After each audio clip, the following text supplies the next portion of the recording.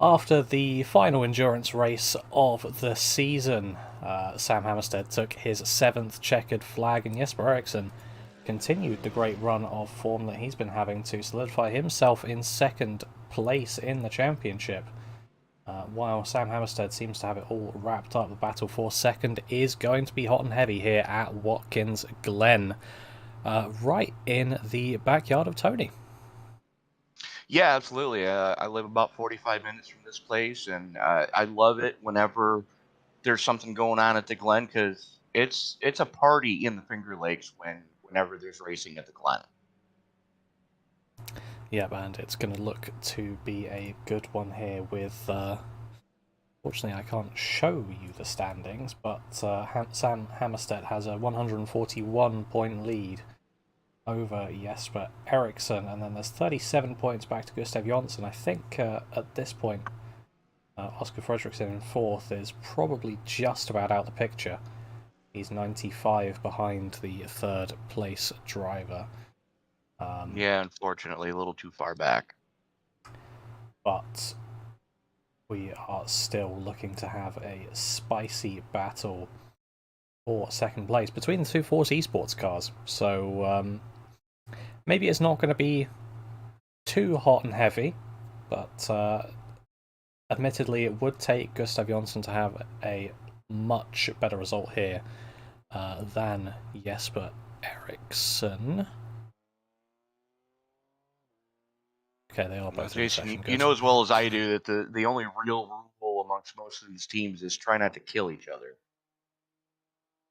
Yeah, exactly. But here we go into qualifying. Let's go on board with our 2nd place driver as he comes out the pits. Once I can find him, there he is, on board with Jesper Eriksson in the Force Esports Mercedes AMG GT3 Evo.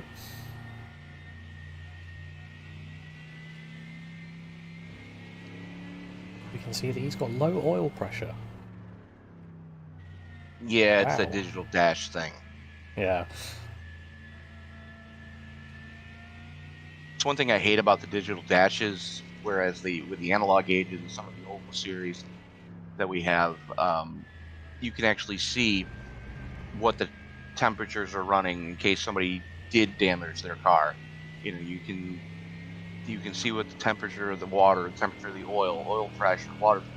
You know, you can see all those different criteria. Whereas here, we can kind of guess at the RPM, and we can see the RPM in most cases, and the gear selection, but that's about it. Yeah, it'd be useful if we could see it, but unfortunately not, as Jesper Eriksson is now winding his lap up as he comes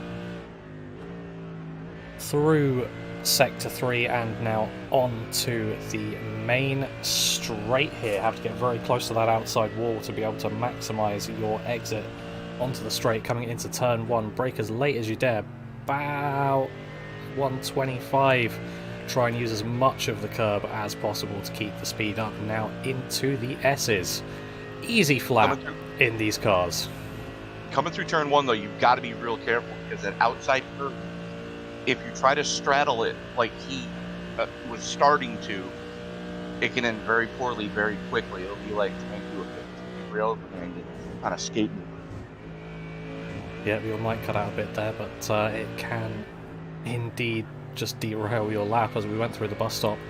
Nice and clean there, coming through the carousel, using again as much exit as possible. That's a theme around here, is use those exit curbs as we head onto the boot section. Got possibly one of the shortest braking zones on the track as we're going very much uphill here, and I find the next corner coming up to be probably the hardest to get right, Tony. Yeah, it's definitely not an easy one to figure out, and you got to be real careful because with the rules in effect, I believe that is yes, that is one of the no, it's not. I'm sorry, I apologize. No, yeah, that would be turn 10. I think. See either way whether this lap is valid, and if so, where does it put him? Jesper Eriksson coming across the line. It is valid, puts him pole for now with a 1:42.849 as he's going to stop the car and load up for another outlap and another go around. Sam Hammarstedt quickly putting his foot down though and going, nope, my pole position, I want it. Well, Hammerstedt was the only one in the practice session who goes sub 1 minute 42. He was 1:41.5, and it was a full second quicker than anyone else. Yeah, it was indeed. Next to cross the line looks to be Sebastian Magnusson. See where he's going to pop up on the board. 1:45.721. Currently looking at Watkins Eriksson.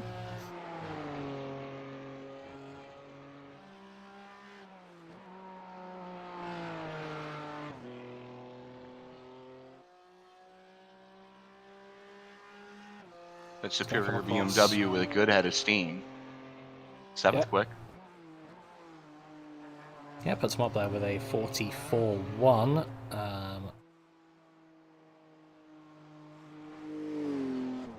Phil Eriksson going up to 7th quick. Yeah, who's on a lap and who isn't? Linus Broström may be on a lap. He is. His second of 3. Yeah, you got different styles in the way these drivers are taking the qualifying. Some of them deciding to just take all 3 laps. Some of them deciding to park it in between the laps, considering you got 3, and just take 2 flyers and take 2 proper out laps. I'd probably just keep going around the track, to be honest. Well, that way you're guaranteed to have tires up to temperature. Whereas you're going to be going out on laps 1 and 3 on, and because the tires, it takes about 2 laps to get these GT3 tires up to full temp, where they're going to have the maximum adherence to the track. But taking a quick look, this is the most number of dancing ponies that we have seen yet this season. Pontius Norgren and Linus Broström and John Broström both in Ferraris.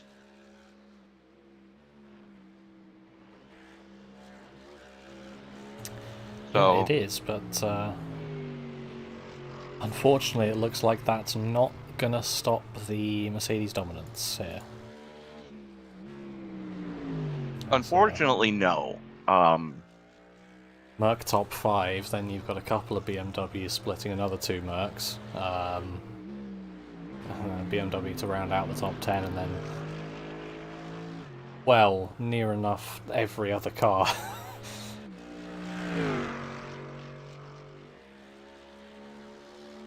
Two Audis, 1 Porsche, and 3 Ferraris. Everything else is either BMW or Mercedes.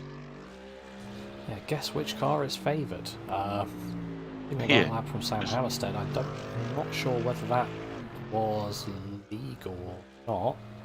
So far, so good. He just went purple in that sector. Let's see what the final sector is going to give us. He's on pace to do what he did in the practice session. If he stayed off the wall there, run to the line. There it is. 41.86. See, the thing is, on that lap, it just looks so effortless. And that's what you get when you have somebody with the skill level of Sam Hammarstedt. He makes it look flawless and easy. So,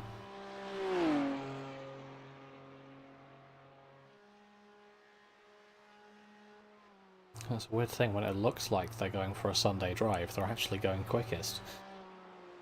Yeah, that absolutely is the case. Taking a look now at Lucas Holmgren, going to be one of the last drivers to to set a lap here. Only Gustav Jonsson ahead of him.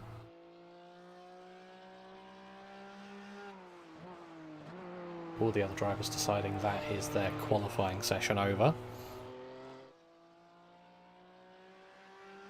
Take a look at the last few corners here for Gustav.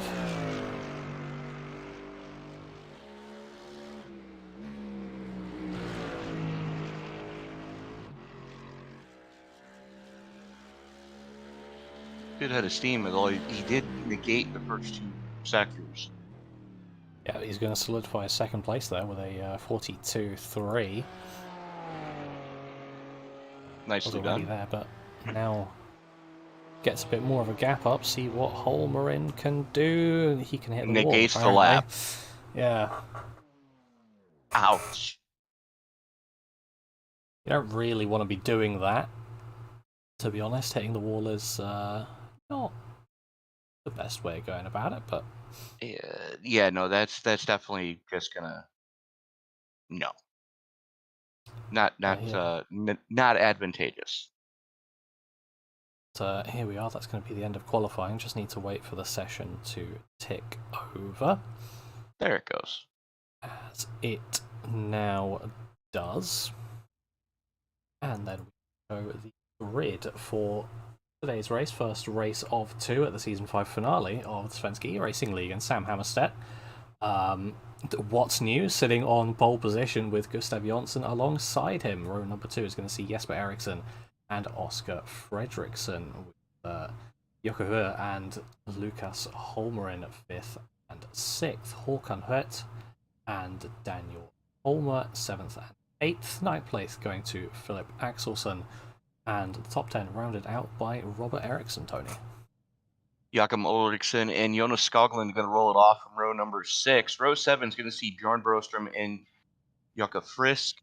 Pontius Nørgren and Victor Hammerström going to roll it off from row number 8. Linus Broström and Sebastian Magnussen going to start from 9, and rounding out our field back there in row 10, Marcus Stiller and Jasper Ullman. So 20 cars scheduled to roll it here tonight.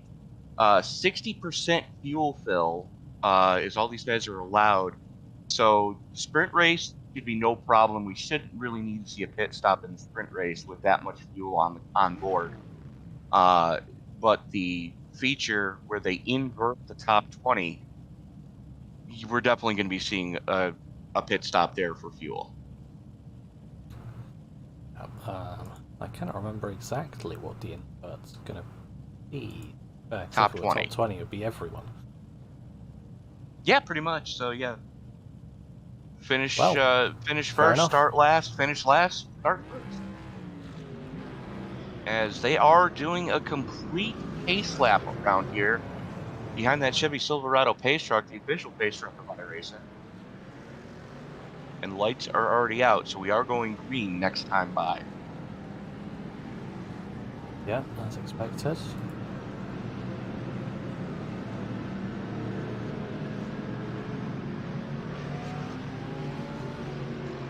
Take a look on board, see what the grid in front looks like from Marcus Stiller. And weirdly enough, this is actually one of my favourite places to be starting a race. Although maybe not so much around Watkins Glen, as you can see how tight it gets through the S's. As well, Tony, you would know that I've been on the receiving end of a track block here because it's being broadcast on our channel. Yeah, as a matter of fact, I believe it was your not the last Cup start you had, but the one prior to that you would plan on Sundays. As half the field electing to not take the bus stop on the parade lap. Yeah. Tends to be normal that either everyone doesn't or the left side doesn't. But something we don't normally get to see here is they are using the boot section of the track, as they're actually heading into where my family used to camp back in the day when we'd come here for races. for the NASCAR races, anyways. Yeah, I mean, looks like a great place to be around. I mean, if you've got a race that's using the boot, I think you've got some great sections to stand on around it. Oh, you absolutely do. As a matter of fact, they're coming up to one of the most important ones. I mean, you can get a great view of most of the boot from right at the top of this hill. Yeah. You know, and it's so picturesque here in the Finger Lakes that this needs to be, if you're considering yourself a race fan, not, you know, I'm a fan of this series, I'm a fan of that series, if you're a race fan, Watkins Glen needs to be one of your bucket list tracks. Yeah, agreed. As it's such a nice track to drive, and it's great to watch racing on as well. As hopefully we are about to find out, as we should see the drivers get slightly more formed up here at the front, coming through the last sector, ready for that pace truck to peel off.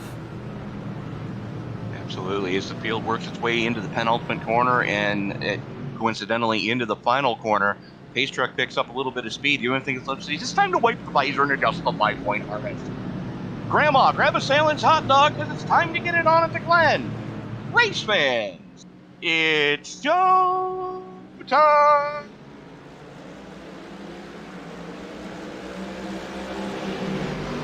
Fantastic start there for Sam Hammarstedt to be able to get in front of everyone. Gonna look to nearly be 3 wide coming into turn 1 up at the front, but we're all just how we were up in the top 8, as a little bit of battling there between, I believe that's Holmgren and Håkan Huet. Contact between the two of them as we're coming through now. That's the wrong camera angle, that's unfortunate. Holmgren just lost a ton of momentum too, trying to stay off of Wet.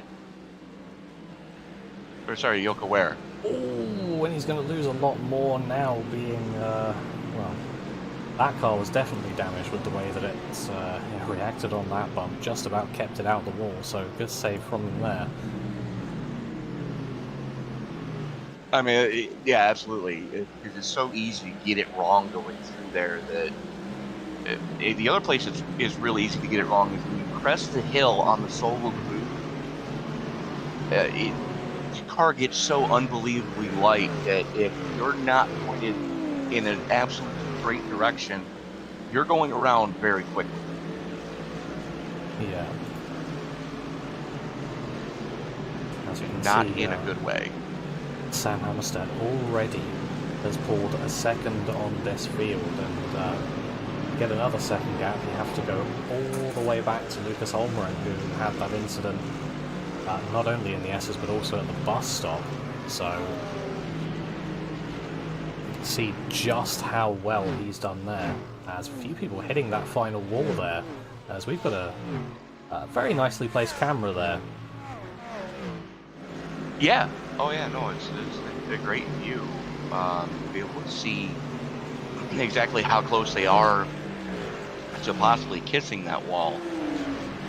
But battle for 6th, 7th, and 8th as 2 BMWs leading the one superior Merc, 2 superior Mercs behind them. Yeah, there's Robert Eriksson going to potentially look for a move here on one of the Bright Esports cars. I wouldn't say it's the best idea into the bus stop, but anything is possible overtaking GT3. It looks like something's happened to Bjorn Rostrom, but superior top dog car Robert Eriksson is still looking for a way to get past Daniel Holmer. Holmer starts to pull a little bit of a gap coming into the. Holmer starts to pull a little bit of a gap coming into the boot portion. So what was a good strong battle now piddling out. Closest battle on track is back there with Stiller and Pontius.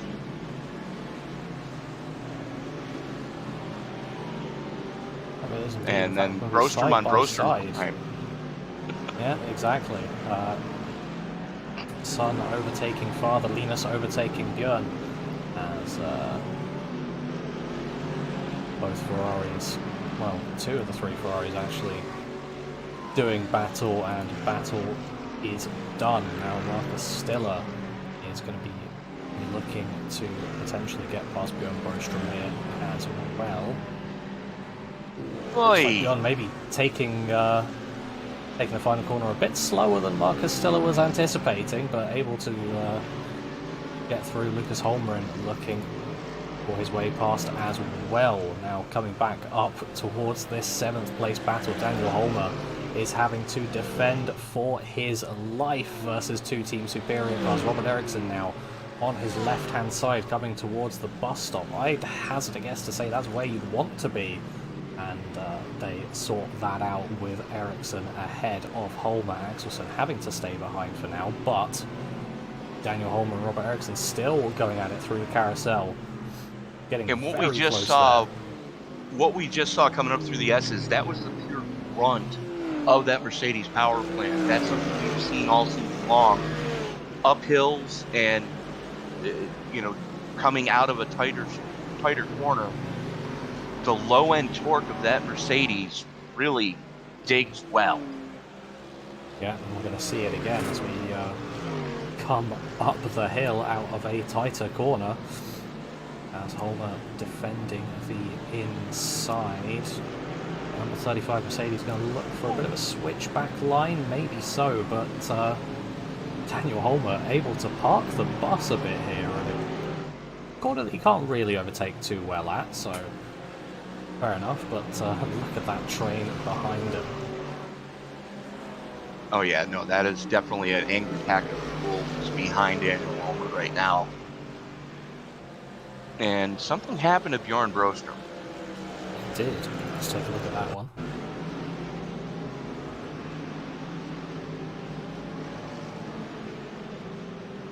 So, car just gets unsettled mid-corner and hard into that wall. Well, that's one of the reasons why they made that section of track out of bounds. Because you get so unsettled in that off-camber downhill, it's easy to lose the rear end. Yeah, just see Watkins Eriksson defending there from Jocke Frisk, as this train doing some really nice things for those drivers around 10th, 11th and 12th. They're able to stick with and battle the people around. Jonas Skoglund is around in the sole Porsche of the grid. Try not to back it into a wall. See how that one happened.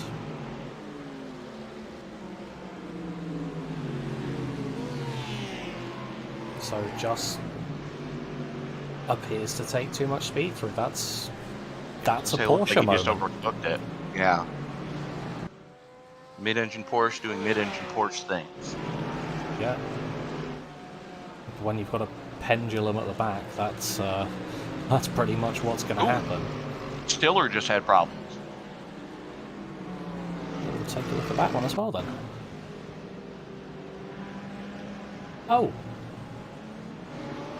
What I got was Pontus Nordgren overtaking the two of them. That's because the two of them were just there, and I think Jonas Skoglund may have broken something, because he just crashed again. Yeah. Oh. And Dan Holmer with issues. It looks like Linus Borgström was already in the process of having a crash, and Marcus Stiller couldn't do anything about it, unfortunately.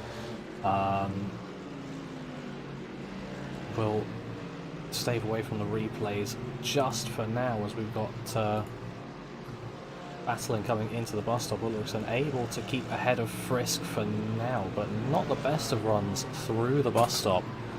See, Frisk is able to take advantage through the carousel, but doesn't look like he's going to be able to get anywhere with it. So let's take a look at what happened to Daniel Holmer.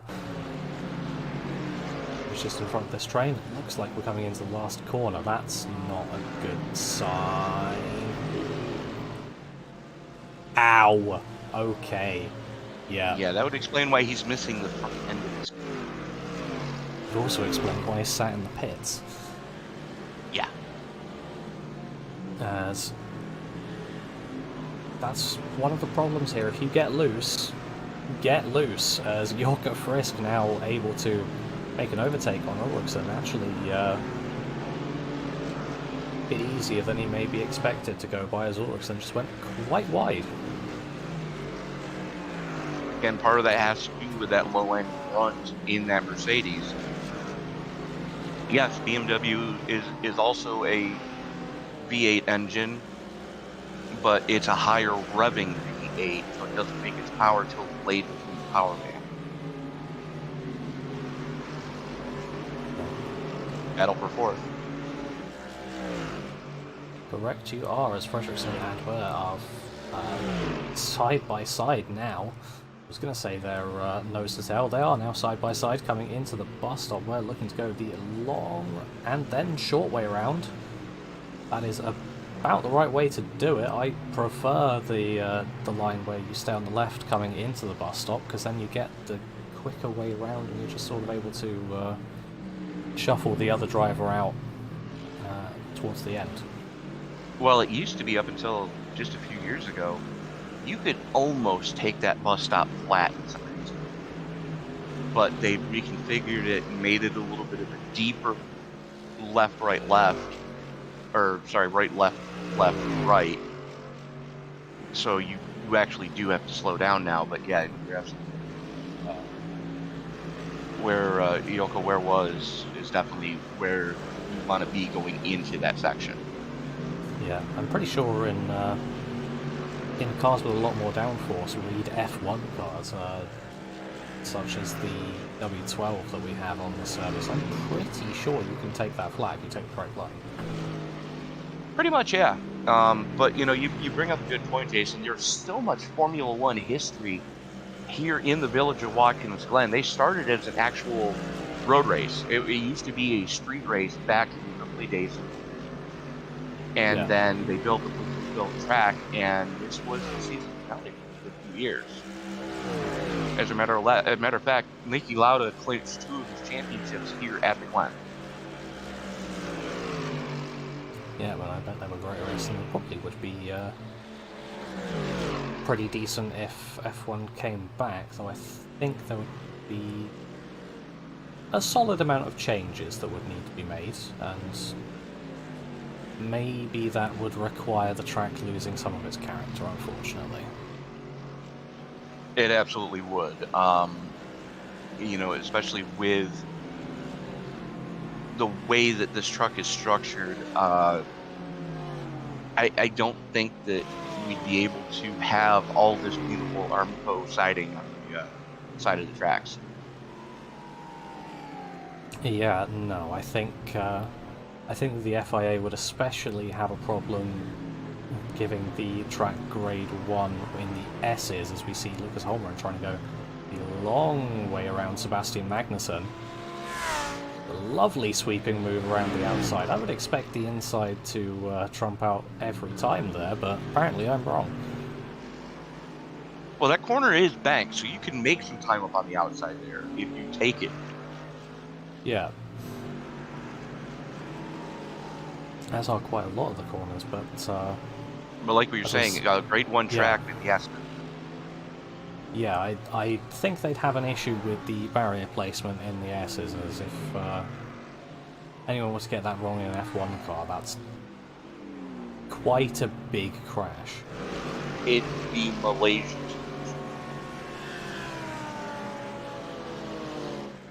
What did you say?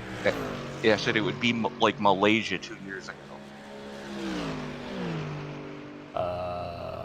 Bahrain. Bahrain, yes.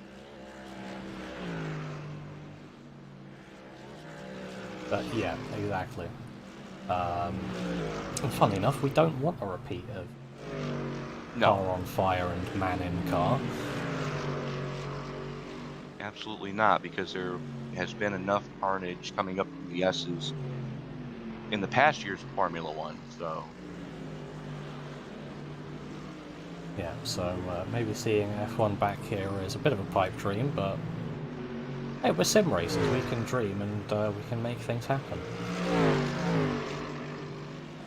Very much so. To team superior cars. Robert Eriksson in front, Philip Axelsson behind, just running line astern for 7th and 8th. Always useful when you got teammates in the race and you're able to just sort of run with them. They're maybe a bit more predictable than some of the other drivers are to you because you know how they drive. But take a look at that gap up in front. 4.25 seconds to the good. Sam Hammarstedt has over his teammate Gustav Jonsson. And then you're almost 4 seconds more back to Jesper Eriksson. That's insane. Yeah, I mean, looking at the, when we focus on Sam Hammarstedt, looking at cameras that we're given, you might actually be forgiven for thinking this is a practice session for him with the amount of space around him, but we've got some good drivers, we've got some great drivers, and then we have our resident alien. Correct. But right now, it's a hot and heavy battle for 7th between those two team superior Mercedes. They overtake each other coming down the back chute, and into the bus stop they go.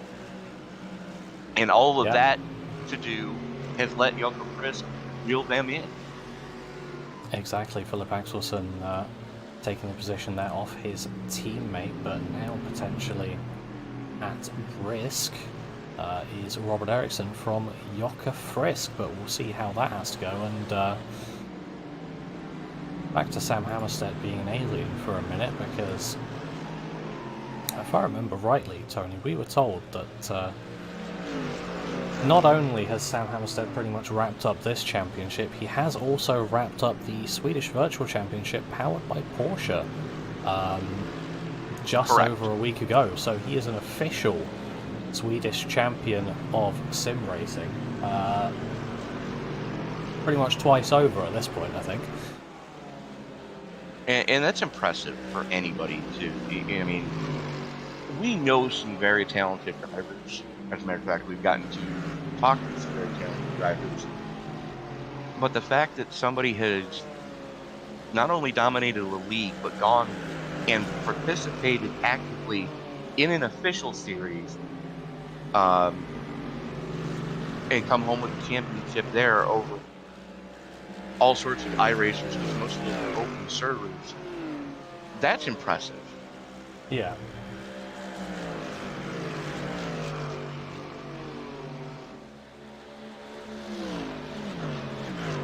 It's great to see things like this being run as well. I mean,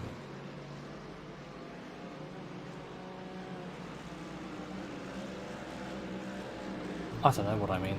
I had a train of thought, and then I left the station, and unfortunately, I missed the train. It's understandable when Sam Hammarstedt's putting down the pace that he's putting down right now.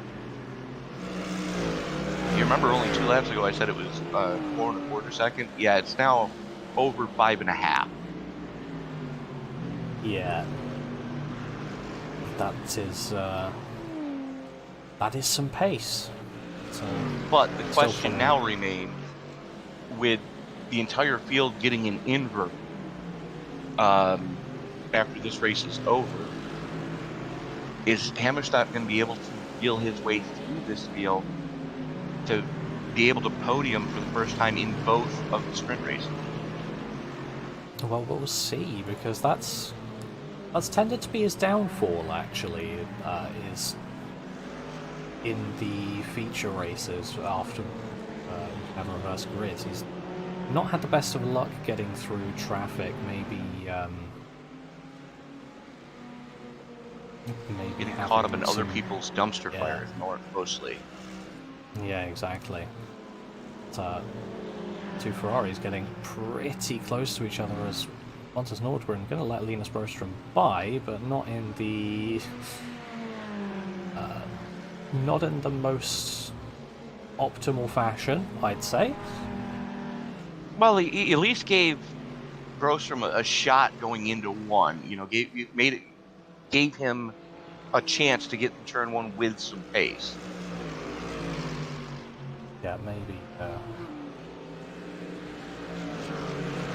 Maybe not allowing either of them to get the best run through the final corner, but hey-ho. Oh, here we go. Frisk on Eriksson. Yeah. I'm going to say we've just been following this through the bus stop. Eriksson's been able to fend off Frisk for now. And he's going to watch his teammate drive away a little bit here as he's having to use more defensive lines against the car behind. That is unfortunate, but the good news is Sam Hammarstedt, I believe, only has 1 lap remaining with the amount of time that's left in this piece. We are at the minute mark now, 1 minute left. So this should be the final lap for Sam Hammarstedt. Huh? 6 minutes left, so there's 25-minute sprint. Okay, I read that wrong. That's fine. I did it one week, you did it another. Don't worry about it. Yeah.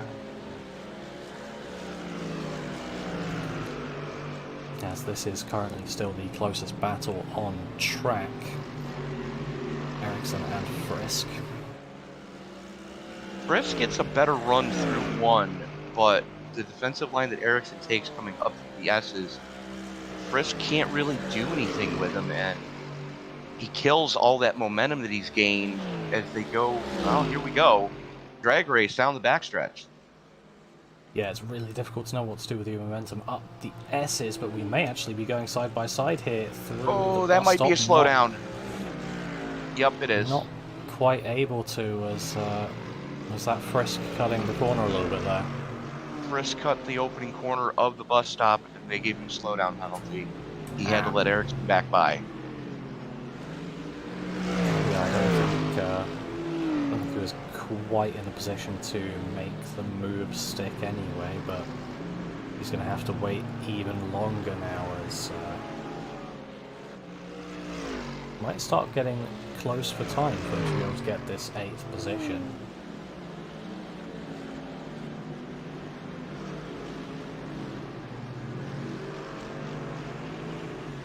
Definitely going to get interesting as he now has to do all that work all over again.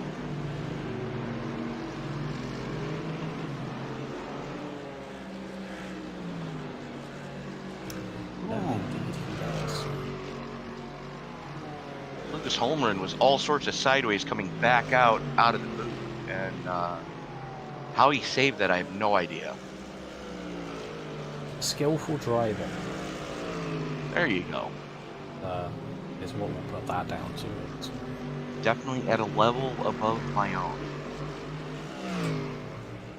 I have to say the same thing myself, as sort of Eriksson in the background getting very sideways out of turn 1, and Joachim Frisk is going to get a nice little toe down towards that bus stop from here.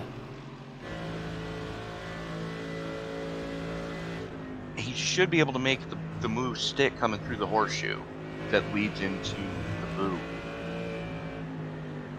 We'll see, because he's getting very close to the back through the carousel. Going to look to get a better run here, and does. We're going to look to go around the outside here. But that doesn't tend to work out too well, especially if you have a little bit of a drift coming through. Gave it all up coming into the boot. So you got to think he's starting to get frustrated, or at least I know I as the fact that, you know, and something you and I talk about all the time, Jason. Catching someone is one thing. Passing them cleanly and legally is a completely different animal. It is.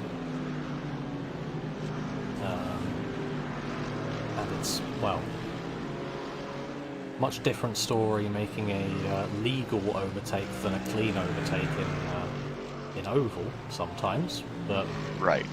Unfortunately here on road that's the same thing. Well, the other thing to keep in mind too, and I just took a look at this, these drivers really have to be careful about dipping tires off track, because there's a penalty at 15x. Oh. So speaking of dipping off track, Robert Eriksson running very wide through turn 1. That's going to allow Joachim Frisk to get alongside first part of the S's, but that second part not really going to stay there. So he's still not able to find a way through. You can see just how hard these carts hit those curbs coming through that bus stop. They're right on the ragged edge coming through there at pace. And then you press that knoll coming into the boot and then down the hill. But the good news is if Frisk can get a good run here, he might be able to make something he's not close enough. Shoots that idea in the backside. Yeah, we will see, because we're going to have one more lap here. Sam Hammarstedt just about coming across the line now with a minute to go. So this is going to be their last lap of the race. In the background, Joachim Eriksson trying to break the toe a little bit of Lucas Holmgren, but Eriksson and Frisk still closest together. Frisk still trying to get through, probably about the fourth lap in a row now. At least, yeah. And he knows that if he's going to make it happen, he has to make it happen now. Ooh. And that's not going to help. Yeah. That really isn't going to help, and it may not help the run of Ulrichsen or Holmgren, but they both get through safely. Now Eriksson can breathe a sigh of relief. Ulrichsen definitely cannot. Final lap here of race 1 at Watkins Glen. Lucas Holmgren still directly on the back of Ulrichsen as we're running up through the S's. See if he can get a good enough run. BMW versus BMW power.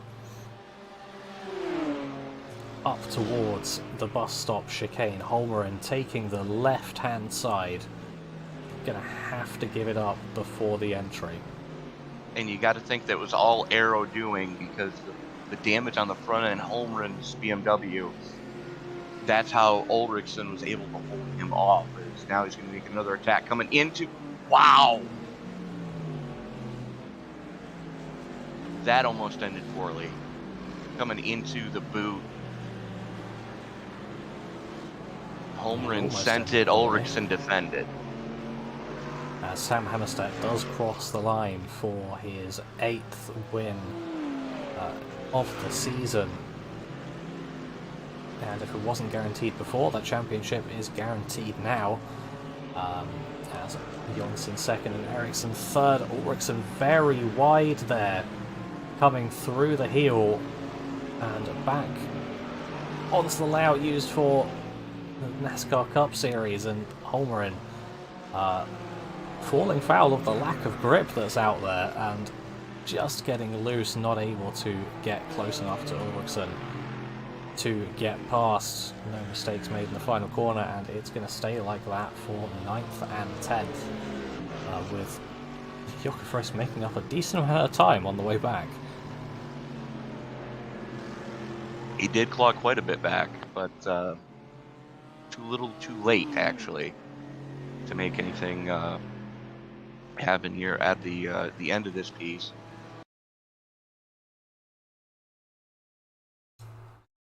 Yep, and that's going to do it for the first sprint race, 25 minutes. Now we go into the 40-minute portion.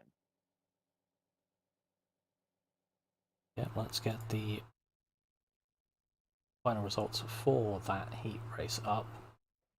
Even there, Sam Hammarstedt, Gustav Jonsson, Jesper Eriksson, Joachim, and Oscar Fredriksson making up your top 5. Håkan Hurt, Philip Axelsson, Robert Eriksson, and Holmgren rounding out the top 10. Jakob Frisk, Victor Hammerstrom, Sebastian Magnussen, Linus Broström, and Pontius Nordgren rounding out the top 15. Marcus Stiller, Bjorn Broström, Dan Holmer, and Jonas Skoglund rounding out the cars that did finish. I'm not sure if Jesper Ullman is here. I don't think so. He didn't start, so I'd have to assume he's not here. But I'll be back in just a minute. Yes, sir. So, ladies and gentlemen, as we're waiting for the grid to start up here, I do want to thank everybody for joining us in the live stream tonight. If you haven't done so already, give this video, if you're over on the Twitch side of things, go ahead and give this video some upvotes. Also, don't forget to like, favorite, subscribe, share, and turn on bell notifications so you don't miss a single moment of action. As we're not that far away from kicking off the upcoming IndyCar series that's going to take the place of the GT3 cars coming up here. So, as we are in the 5-minute warm-up, only a couple laps here to get the setups kind of sorted out. But yeah, IndyCar is going to be taking place starting, I believe, January. Let me double check my information on that. Yes, as a matter of fact, January 12th, we will kick off the Svenska eRacing IndyCar-ligan as they go to round 1 at Barber for 79 laps on January 12th.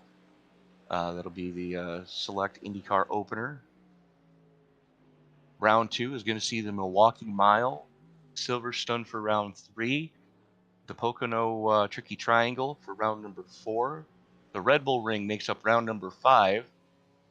Then we've got a double header at Iowa on March 23rd for you folks, as we're going to go 107 followed by 177 laps around Iowa.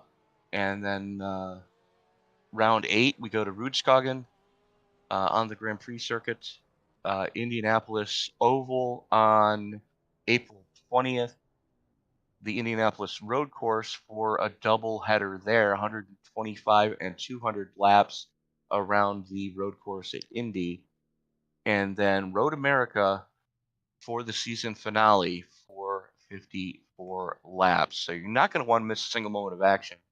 So be sure to hit that follow button, hit that subscribe button if you're on the YouTube side of things, and let us know who you're rooting for tonight. Now, I do apologize ahead of time because neither Jason or myself really know how to read Swedish. So I apologize. So You're right about that. if you could leave your comments in English, that would be very helpful for us to be able to convey that to the other streaming platform that folks might be watching on. Yeah, you are right about that.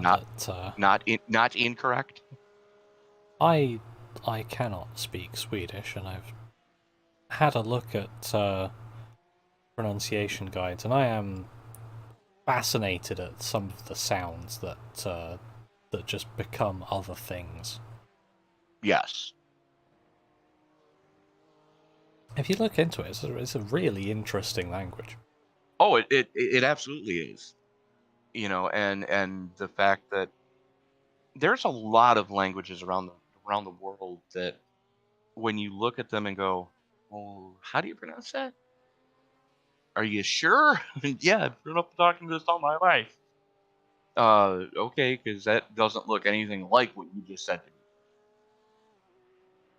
So, if it's got two umlauts over an O, it means this. If it's got two umlauts over two consecutive, or it's got umlauts over two consecutive O's, it means something else, or it's pronounced something else. Yeah.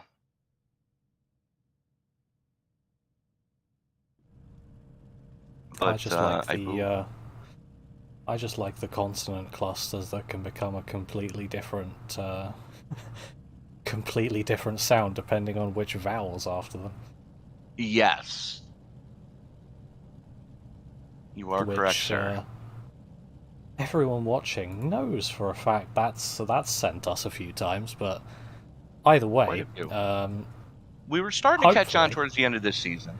Yeah, hopefully we're starting to pronounce things at least acceptably by now. Otherwise, that would be quite awkward. But I'm still not going to try to pronounce any of the sponsors other than Mobby.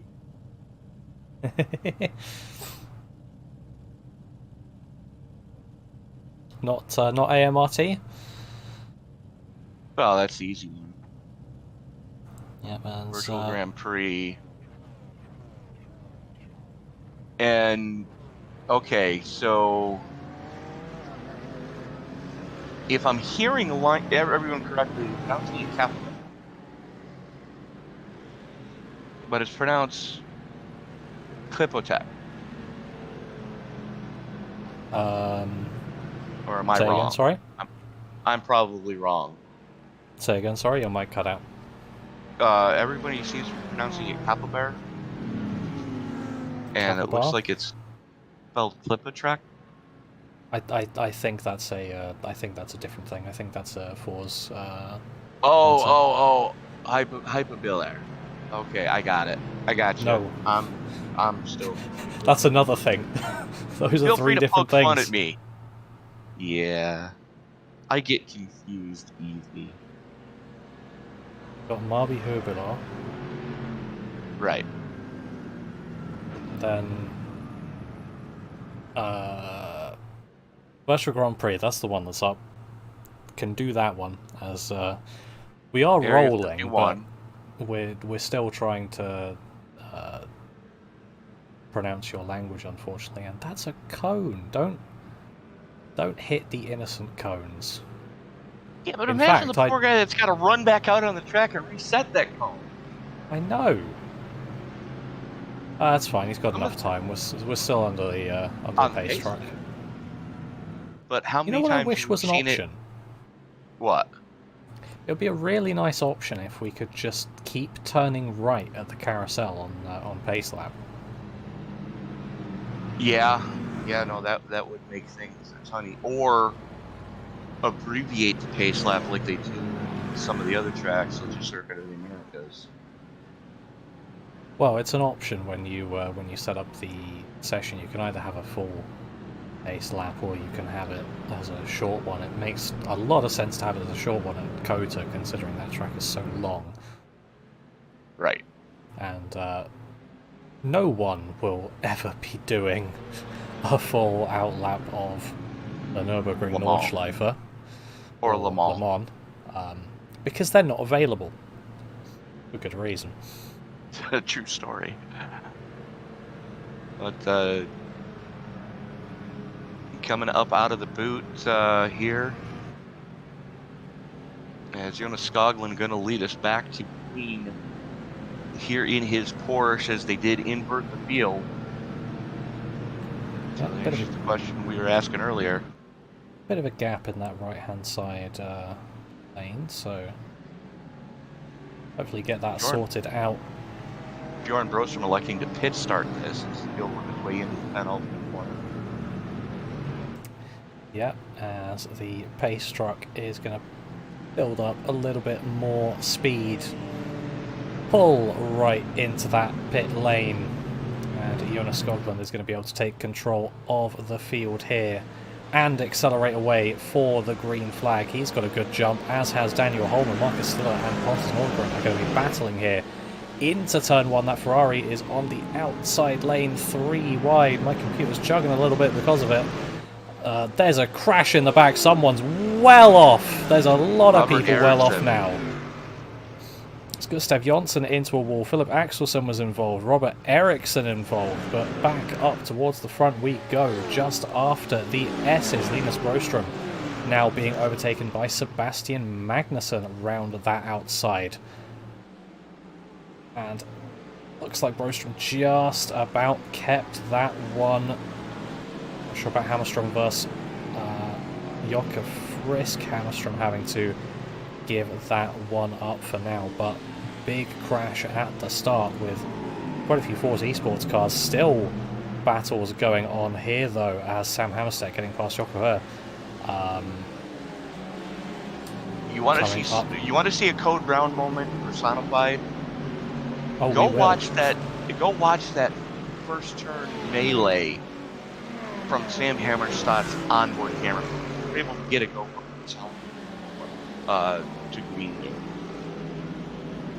Yeah, we will once we're a bit more sorted out up at front, because Sam Hammerstedt's still trying to make his way through an absolute train. There's so much going on that, to be honest, I find it better to just let you watch, because if I commentate it, it's going to go wrong somehow. as there were a lot of cars in a lot of places. All I know is that Hammarstedt made up a couple of positions. Ulriksson has... Hammarström's going to be in the wall. Jesper Eriksson making quite an audacious move by the looks of things, and Hammarström definitely not the benefactor there, as Sam Hammarstedt able to then get past, and Eriksson just about able to keep Ulriksson behind for now. They're going to be side by side up through the S's. Håkan Hwet and Ulriksson, a bit of contact between the two of them maybe, as Håkan Hwet now looking to take advantage as well. We could be 3 wide coming towards the bus stop. It's not quite going to work out that way, but No, a don't lot of action. Wait. Yeah, 3 wide through the bus stop is never a good idea. Luckily, they thought better of that. Actually got single filed out when they got there.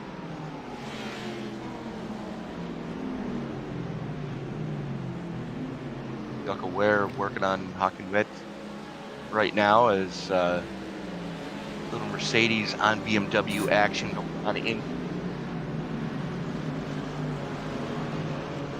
So Sam Hammarstedt now getting past Jocke Frisk. Next up on his list is Sebastian Magnusson. Might look for a move immediately, and does actually. Gets alongside for the apex, so space is given. Space is given, it's taken, and so too is the position. Sam Hammarstedt already up to 6th place as we come through towards the end of the third? Second lap. End of second. Start. Yeah.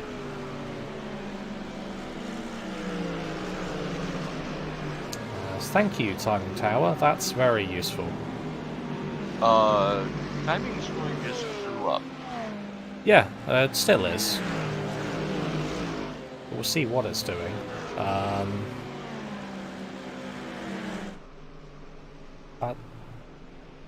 I see why. Oscar Fredriksson would have reset to pits at some point, and it reset him forwards rather than backwards. So yeah, that's what it was.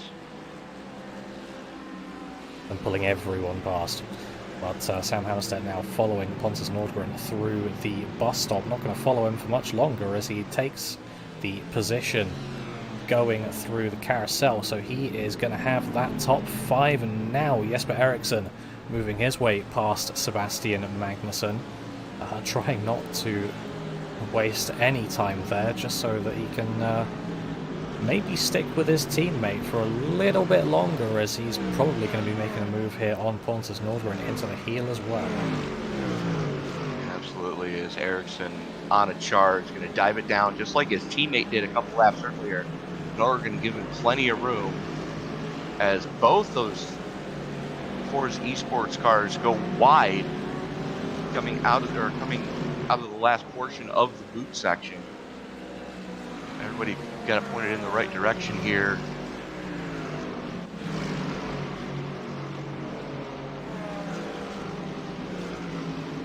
And that's Sebastian Magnusson now going to be looking for his way past Pontus Nordgren, but is the battle of the Jokkers going to happen behind before that?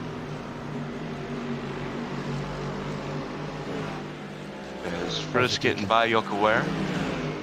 Yeah, both the people I feel more confident pronouncing their first name than I do their last name. So, Jocke and Jocke. I joke, I can manage Frisk. I ran into a situation similar to that last night. It's, oi!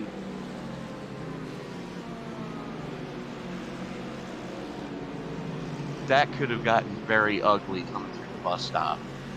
Yeah, that all looked very chaotic, but it ended up with everyone in the same position that they were in to start with, maybe not for too much longer. Sebastian Magnusson going down the inside of Pontus Nordgren. Jocke Frisk now making his way past, as is Jocke Ware. Håkan Hwet looking around the outside of the toe, using that banking to his advantage. Not been a very good sequence of corners for Pontus Nordgren, as he's being overtaken by Lucas Holmgren as well. Joker now Well, looking down the inside of Frisk.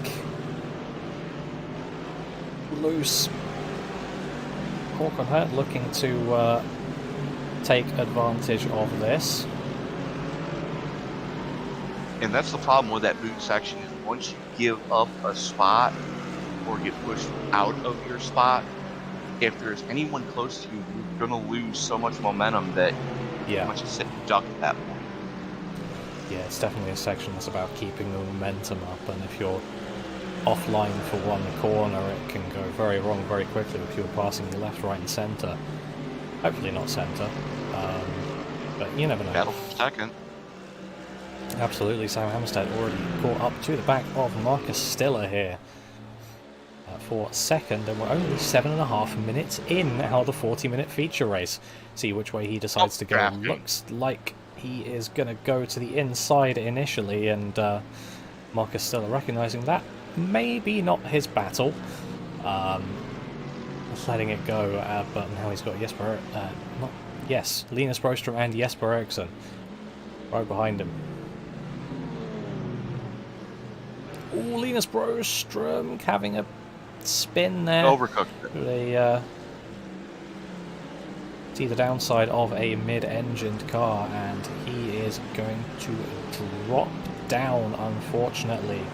Jocke Frisk having to do some defending now from Lucas Holmgren. The battle right now is going on in front of them between Magnussen and Jocke Ware. Yep, absolutely. Two battles in the same train at the same time, but Jocke Ware able to get the whole way through this train, and going to be looking forward now. Jesper Eriksson getting past Marcus Stiller into the penultimate corner. There's a number 37 Force Esports car on a charge to be able to keep a bit closer to his teammate, who is just running away. Daniel Holmer at the front of this race currently has a 3-second lead. Check back in a few laps time to see how that is. Has a whole host of cars now coming through towards the S's and towards that back straight. Well, Homer's lead was 4 seconds just a couple laps ago. It's now down to just over 2.5 and steadily dropping back at Sam Hammarstedt as he looks to... Holmgren's around. No, he isn't. He was nearly around. He was trying. Looks like something happened to Jonas Skoglund around the same time. I'm going to have a look at Skoglund first, who just looped it and barely touches the barrier on the exit of the bus stop. Now if we take a look at Holmgren from his helmet cam, not exactly the most useful of angles.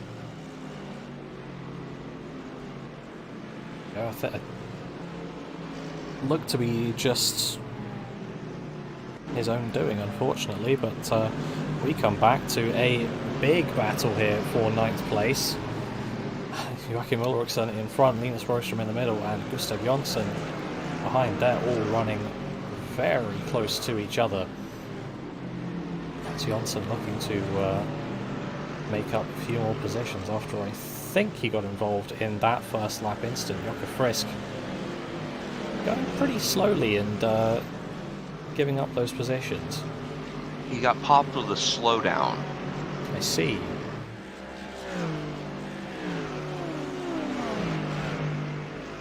But yeah, hemorrhaging spots there, that's never a good thing, especially in such a competitive GT field as we have tonight. Yeah, exactly. And, it's seemingly fairly difficult to make an overtake stick actually around here as well, as we'll send it through the bus stop for 5 now of these drivers in this train as they've caught up to Håkan Hoet, as looks like Jonsson's making a move on Linus Broström here coming into the boot. Rostrom on a recovery drive right now. Oi!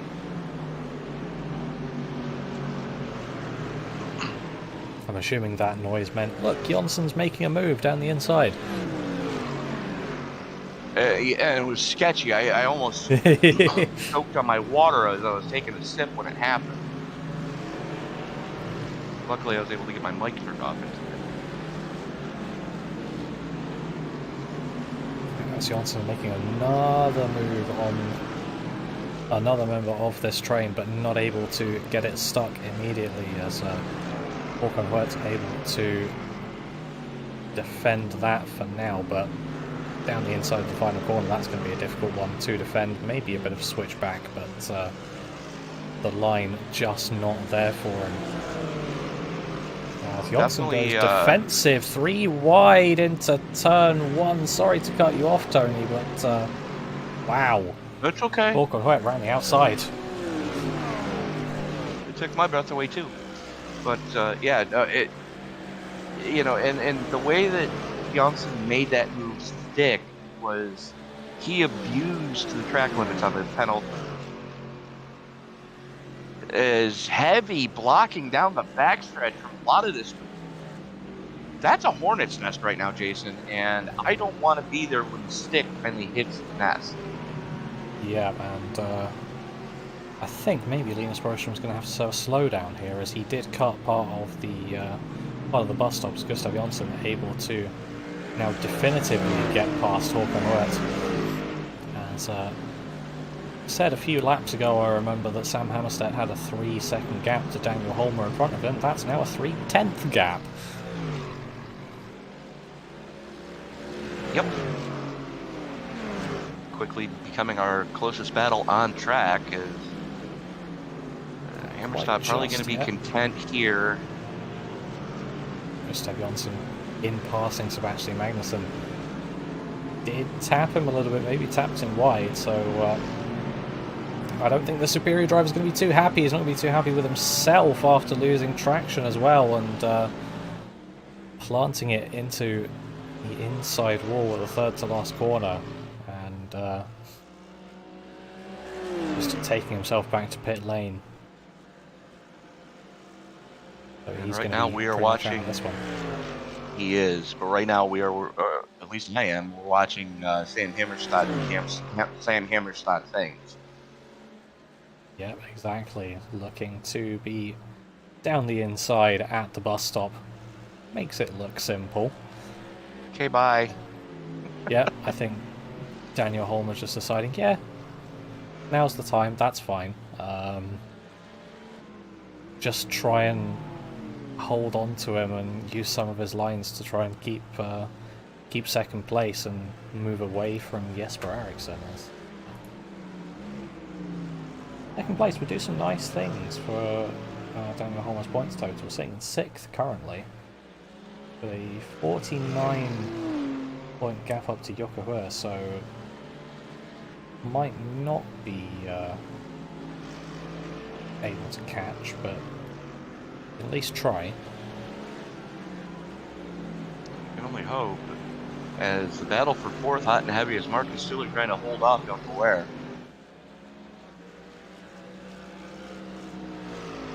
Coming through the final portion of the boot, back out onto the NASCAR portion of the circuit. Into the penultimate corner, still stem to stern. Ware's just stalking Stiller right now. And you got to wonder how much longer is he going to stay back there comfortably before he says, you know what, I'm going for it. Yeah, well, we'll see, as we've got a bit of a train forming here for 8th place. Linus Broström maybe looking to move down the inside of turn 1 on Joachim Ulriksson. Not able to make it. Is that going to leave either of them to be a bit vulnerable up through the S's towards the bus stop? Looks like they've got a decent enough run, but Jukka Frisk getting a brilliant run, and looks like we have just missed the overtake for 4th, but we are seeing 3 wide up towards the bus stop, and I feel like this happens quite a lot. We get a load of cars pretty much everywhere up towards the bus stop, but then they just settle into the same positions they were before. Well, I mean, if you take a look at what we're seeing, we've got a BMW leading a Ferrari, leading 2 Mercedes, and that run coming up the hill through the S's really it falls more into the Mercedes wheelhouse than any place else, because that's really where they've been having their moves made on the other brand.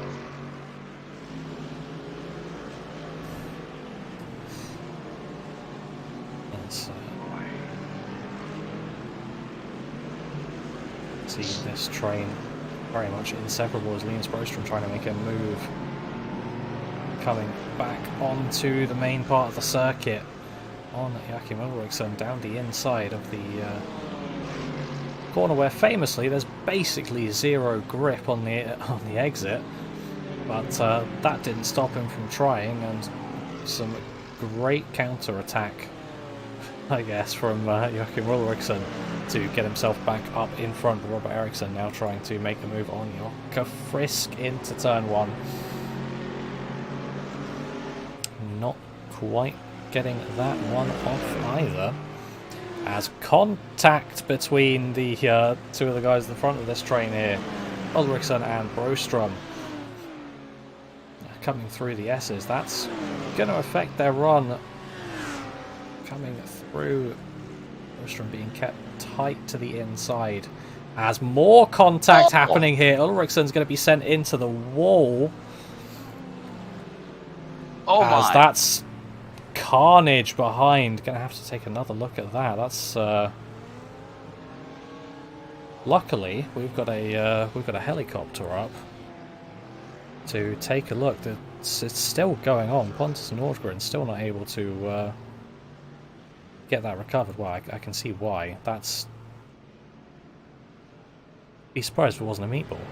But time to have another look. So...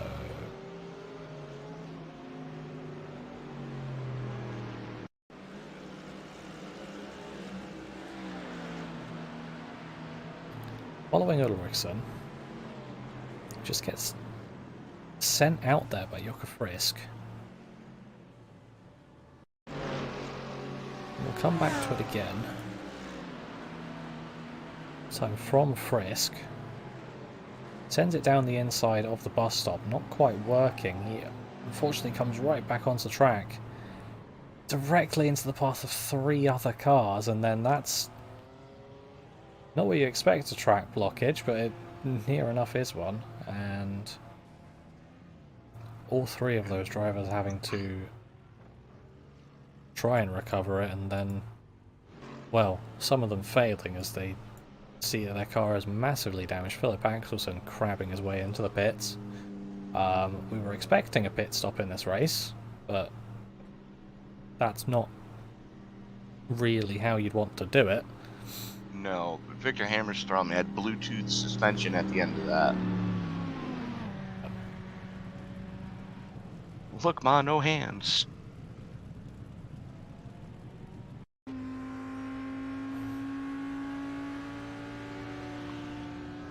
Yeah. That's just him stopping.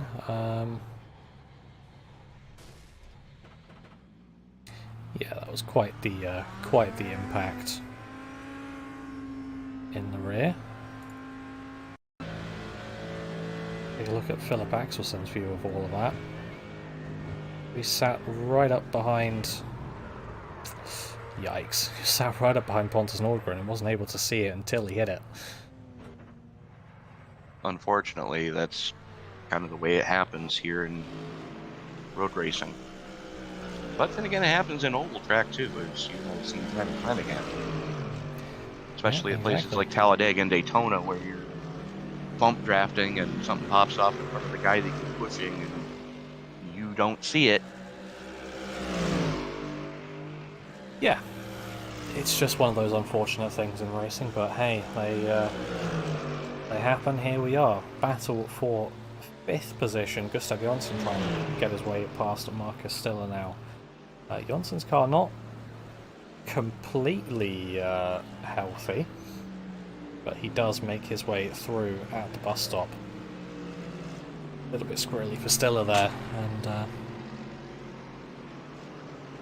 see if I can get the replay up of exactly why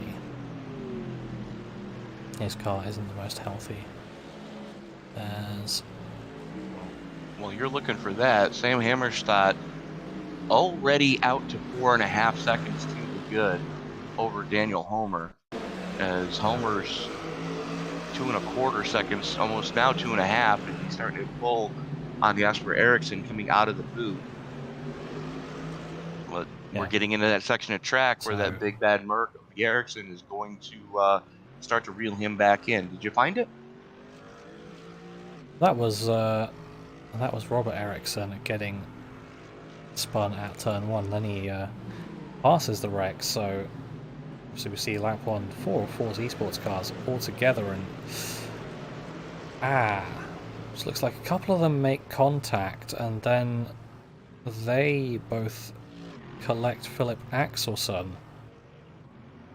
So it was Jonsson and Fredriksson, I believe.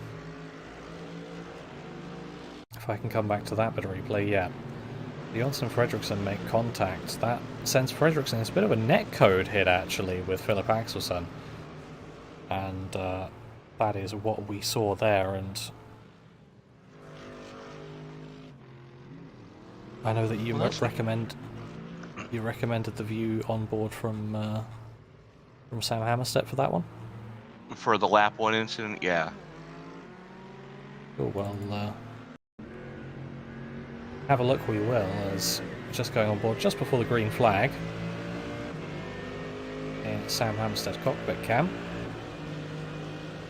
You see there he's taking it very easy into turn 1. And then it all happens in front of him. Exit stage right a bit and just get it to that left-hand wall to try and avoid everyone. Just squeaking through there too. That's impressive. Yeah, exactly. We see battle for 9th place, Robert Eriksson. The Mercedes, Lucas Holmgren in the BMW.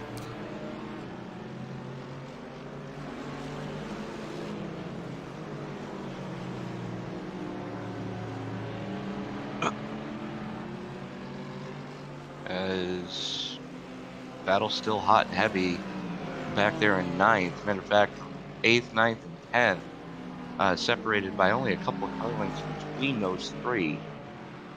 As Linus Broström leading that little gaggle, and that is your closest battle on track at 3/4 of a second separation. Yep, now sitting on board with this Holmgren. We've got a very large camera budget here at Sim Racing Media. We're able to get quite a decent number of cameras on board. You can see the Fanatec steering wheel there of the BMW M4 GT3 car.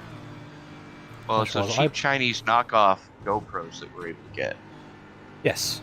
They're like $25 a piece.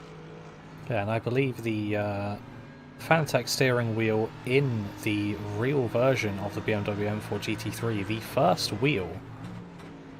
So Holmgren may be looking for a move.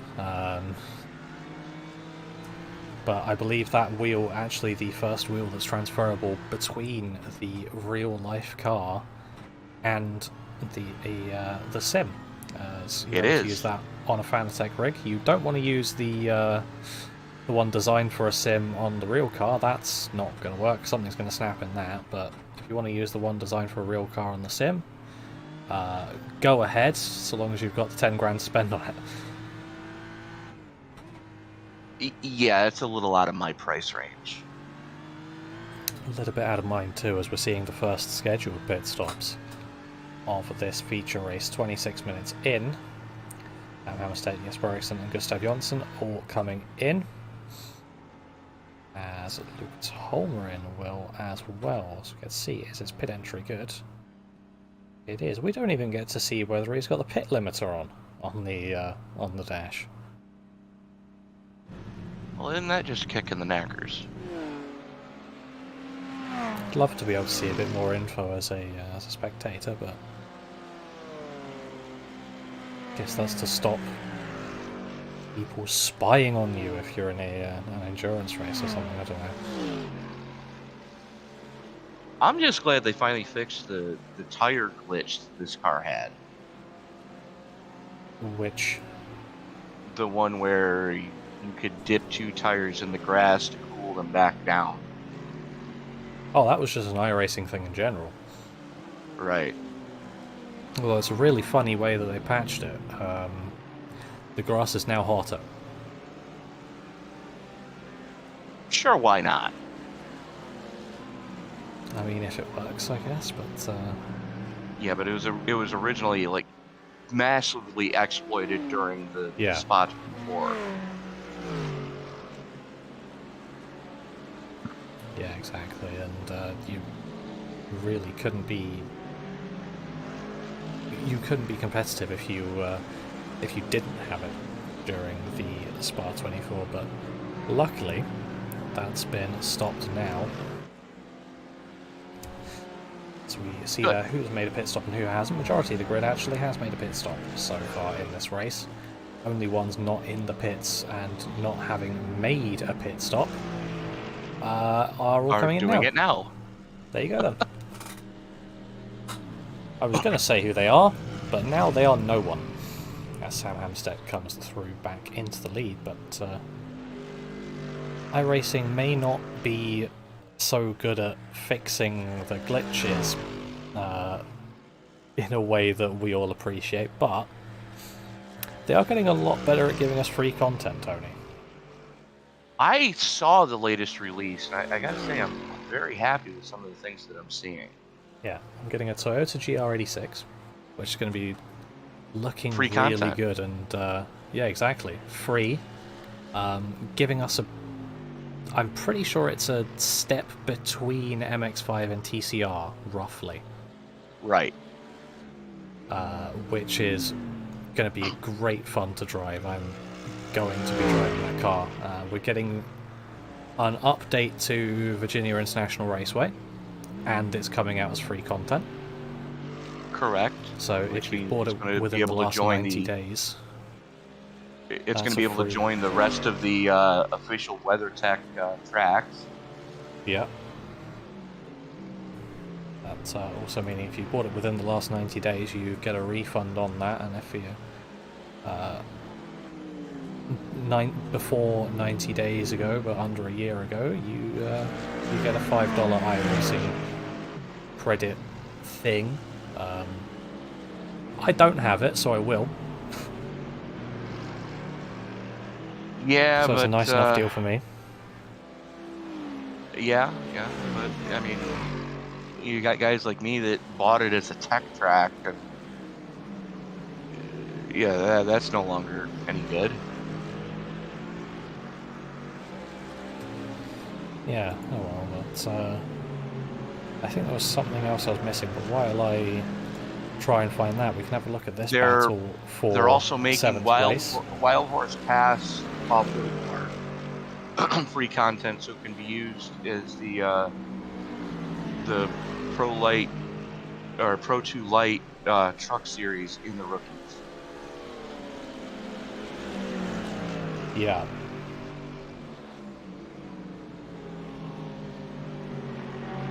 So you could see that we're getting some more content there as Marcus still very wide through turn 1.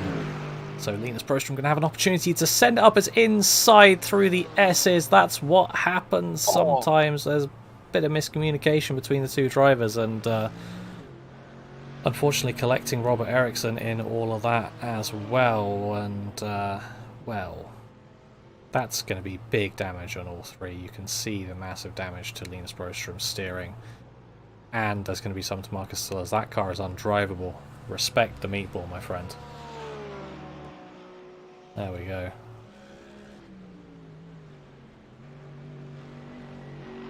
Time to do some more crash analysis. We're coming through. Marcus Stiller just about, just not leaving enough space. It was very close.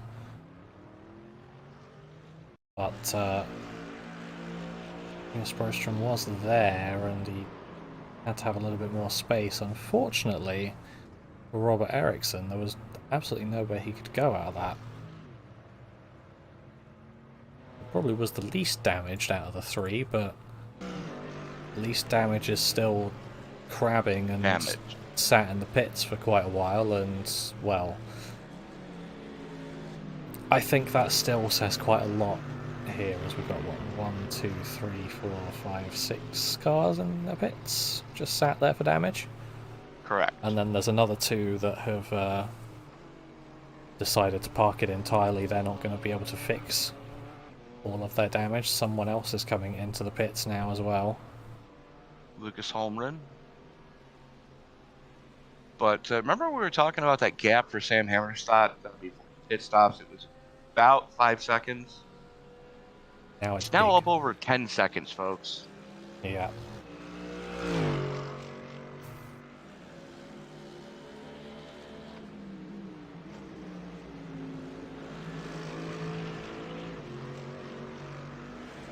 Sam Hammerstedt, resident alien, on pace to sweep his first 2-race session of the series of the season. Yeah. When we've had 3 races, we've seen him win race 1 and 3. Yeah, but normally when there's only 2, he gets caught up in someone else's dumpster fire. Luckily today, able to avert it so far. Yeah, I mean, he was able to stay out of the crashes that we have seen and stay in this lead. And Daniel Holmer is soon going to be challenged. We've got 6 minutes left in this race. There's only 6/10 here between Jesper Eriksson and Daniel Holmer for second.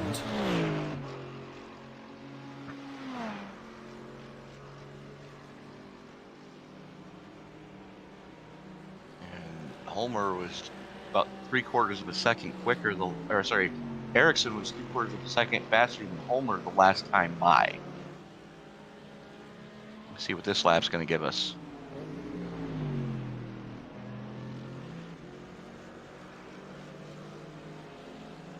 And we'll see, as looks like Holmer's been able to pull out a little bit more of a gap, so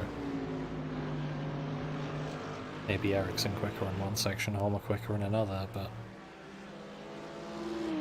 see whether the thought of getting another position is going to be enough to motivate him to just go that little bit quicker. It does look like the Forza Esports guys have a different line than the rest of the grid through the exit of the heel. They tend to go out all the way to the grass, seemingly gaining them just that little bit extra time.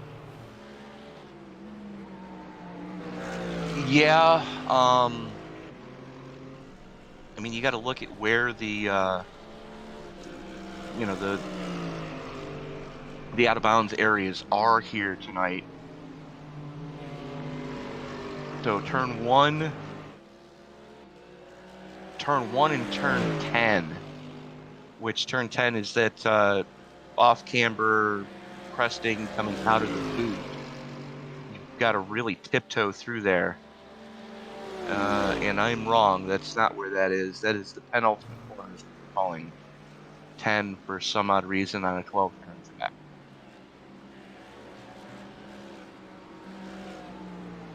Who knows? Thanks, iRacing. As if my life's not confusing enough.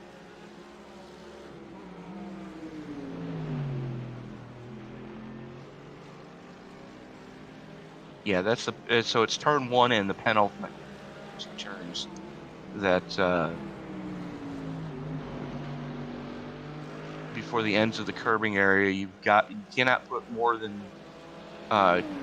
tires onto the curbing. Anything Yeah. past the curbing and you get dinged. You know, like through there.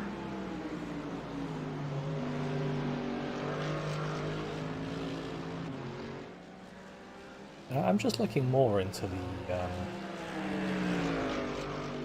Toyota GR Cup, Yeah. and we have nearly every track on their schedule.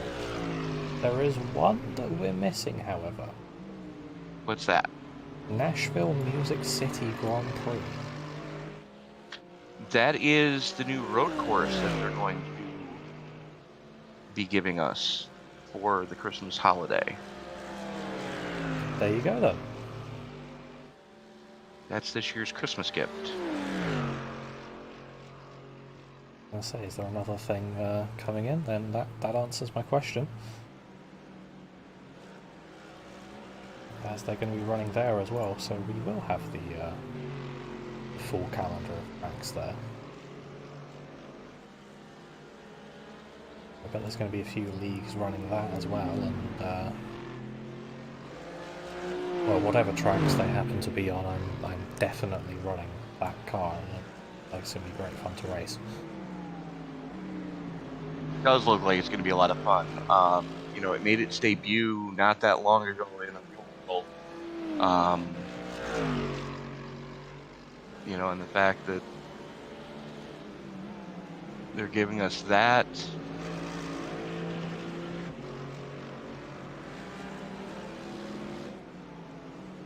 Where are we here? Yeah, Virginia, VIR and Wild West Motorsports are moving to free content. But the biggest one is that new Toyota 86 GTR. So that's going to be a fun one. Yeah, and I think that car's going to go really well with the Rudskogen Motor Center that was added in at the start of this season. One of the other things they're going to be making available is the new BMW M Hybrid V8. True. I believe it's LMP2. Yeah, LMP2, LMDH, same Right. thing, I think. Yeah.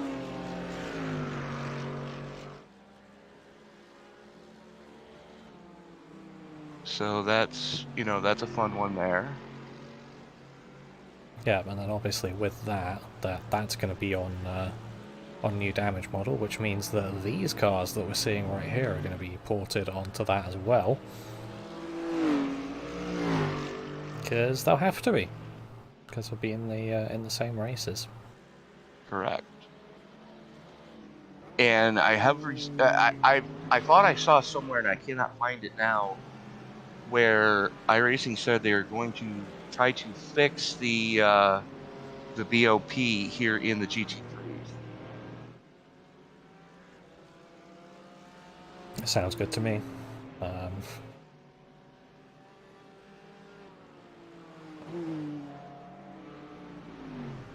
I think it'll be good, as without me even noticing, the checkered flag has come out. Sam Hammarstedt taking the win. Daniel Holmer keeping that second place, and Jesper Eriksson in third. We've actually got a bit of a battle on track. I think it's 9 laps behind the lead, and just Pontus Nordgren in the... Is that a Ferrari? I think that is just about still a Ferrari.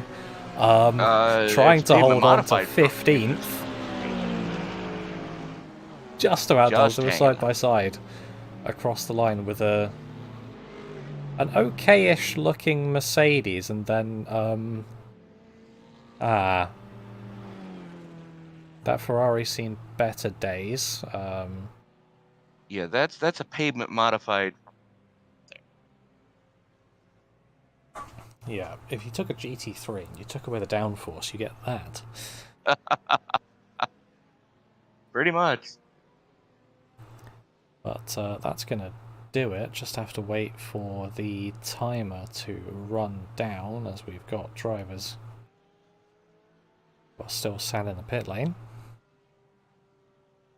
But while we do, let's have a look if our winner has already come up. So I will drag him in. And Sam, 2 wins to end off the season and to really confirm the championship here today. That was pretty dominant from you. Yeah, well, first race was pretty straightforward as usual. When I get to start in the front, it usually goes pretty well. But what I'm really happy about this race is the second race.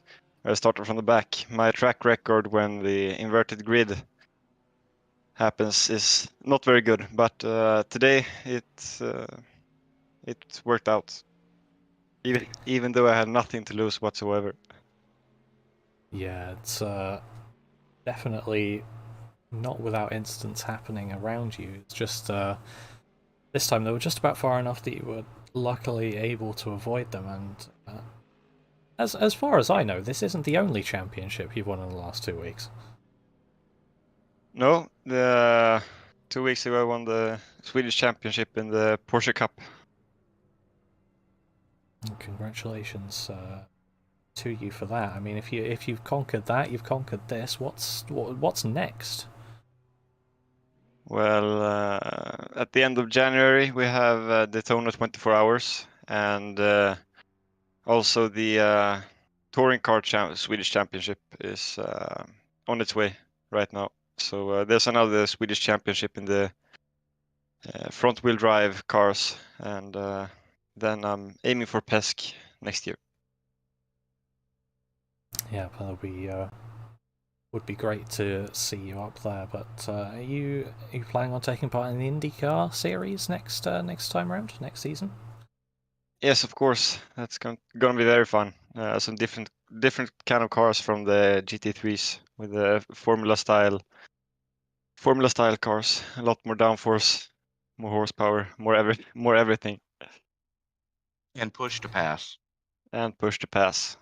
A bit more strategy to think about.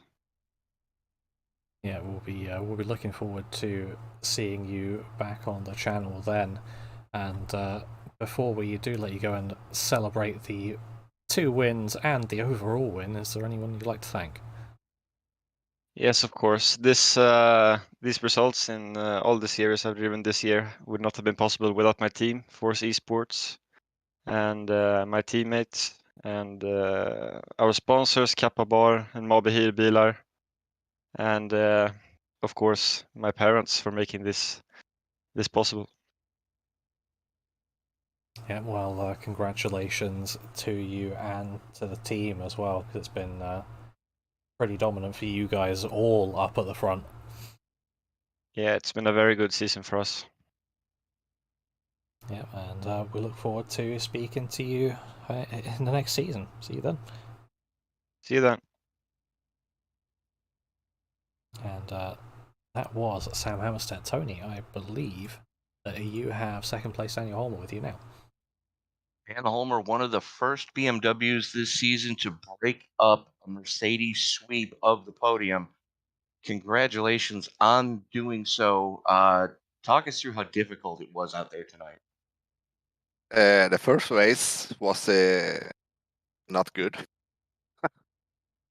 The second one, I just tried to keep my pace up, and I saw my relative, that Sam, just catching up. Was not much to do about him, and then came Jesper Eriksson, and yeah, I can hold him behind me. It was a great race. The second race was maybe my 5th best race ever in iRacing. Well, you were able to hold off Jesper Eriksson, and for a while there you had Hammarstedt in check, but Yeah. you know the pit strategy kind of didn't play into your favor. in the No. closing laps. Yeah, Hammarstedt is Hammarstedt. He started in last, and in lap 4 or 5, he had to catch me already. Well, that's because half the field crashed on lap 1 behind you. Okay, fuck the half field that crashed then. Okay. uh, No, but Sammy, he's insane fast, and all the credits to him for taking the both P1s in Heat 1 and this race. So he's an alien. But Yeah. Dan, this podium is definitely going to help your season-ending points bid, as I believe you were battling for 5th coming Yeah, I into think so. tonight. Yeah, So yeah, this is definitely going to bode well for you in those final standings. Now Yeah. we are going to take a few weeks off here on the road racing side of things. We're going to come back on January 12th with the IndyCar. Safe to assume you're going to be rocking some open wheel with us. I looking so much forward to the IndyCar. All right. Yeah, Dan Holmer, again, congratulations on a podium here tonight Thank you. at my home track, Watkins Glen. Who do you need to thank before we let you go celebrate? I want to thank my team, Bright Esport, Trash Car Custom, for making my paint for the car, and of course Overpower, picked last. Yeah. All right, And Dan Holmer, congratulations. We'll see you. I believe you're going to be with us next week in the on the oval side of things, yeah, the dirt thing. Yeah, and we will see you at Bristol, my friend. yeah, we do. And Jason, I believe you've got the man who finished third to him with you now. Yep. Jesper was a pretty nice third place finish. Not quite able to get past Daniel Holmer there in the end. Talk us through your race. It was a fun race. In the beginning, it was just being careful, getting through the field as quick and easy as possible, and then just picking off the people you could. Towards the end, my goal was like second place, but I pushed like hell just to try to get to him, but I just couldn't do it. It's quite frustrating, but it's more fun though.